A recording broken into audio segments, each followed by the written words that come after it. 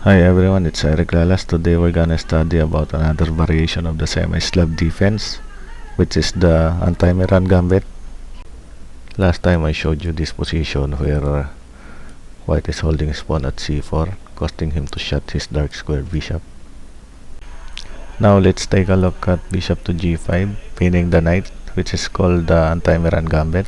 One way to continue here is to take the pawn at c4. White takes charge of the center by e4, and also he's preparing to go to e5 and threaten the knight. He's also attacking the pawn at c4,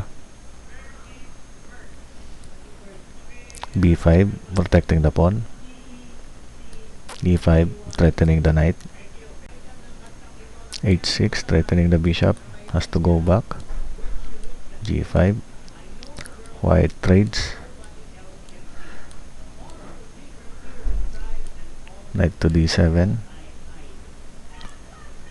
g3 preparing to fianchetto this bishop, bishop to b7, bishop to g2, queen to b6,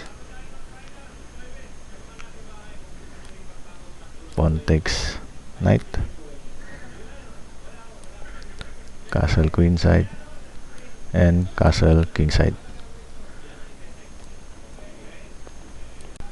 As you can see here, white gets his piece back along with 2 pawns, meaning he will be up a pawn. And so by taking the pawn at c4, white gets a little advantage. Another way is to bring the knight to d7, e3 holding the pawn. If he takes the pawn at d5, black takes the pawn with his e pawn, e3, bishop to e7, queen to c2, knight to f8, bishop to d3, and knight to e6. Going back to e3,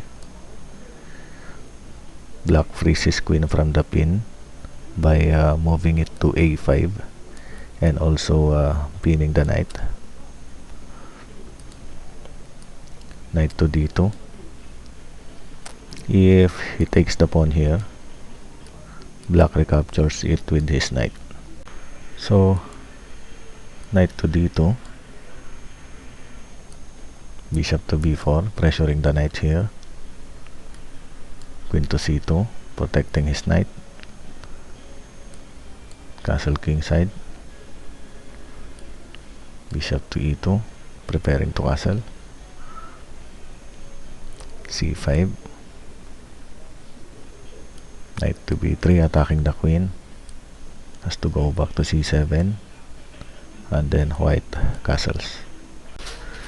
Another approach to the anti-meran gambit is by immediately removing the pin on the knight by moving the bishop to e7. White answers with e3, holding the pawn, black castles, bishop to d3, attacking the pawn at h7, knight to d7, queen to c2, black threatens the bishop, has to go back, pawn captures pawn, bishop takes pawn, knight to d5, attacking the bishop, bishop to g3,